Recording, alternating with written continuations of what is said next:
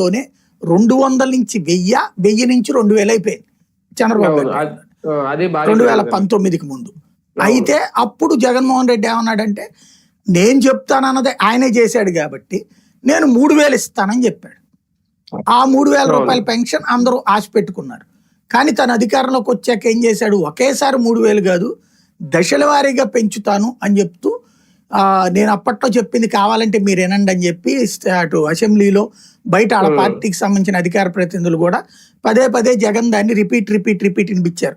ఏది పెంచుకుంటూ పోతానన్నాడు అని. ఆ పెంచుకుంటూ పోతానన్న లెక్కన ఒకేసారి 1000 రూపాయలు కాకుండా ఏడాదికి 250 రూపాయలు చొప్పున పెంచుతా. మధ్యలో కరోనా టైంలో ఒక ఏడాది ఆపేసి రెండో ఏడాది కూడా ఎండింగ్ దాకా తీసుకెళ్లి అప్పుడు పెట్టుకొచ్చారు రెండోది. తద్వారా అయితే ఫైనల్గా వచ్చేటప్పటికి తను 2024కి ముందు అది 3000 రూపాయలు చేసుకొచ్చాడు లాస్ట్ ఇయర్ జనవరి నుంచి. తద్వారా 2000 నుంచి 3000 చేశాడు. ఈయన 5 ఏళ్లలో 1000 పెంచితే చంద్రబాబు గారు 5 ఏళ్లలో 2000 రూపాయలు పెంచాడు 1000 నుంచి.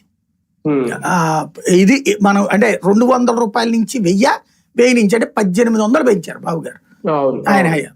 ఈయన దాన్ని ఒక 1000 రూపాయలు పెంచారు 5 ఏళ్లలో. అప్పుడు అదే ఎక్కువ. జగన్ దించడం కోసం అదే పేదలకి సంబంధించి చంద్రబాబు గారు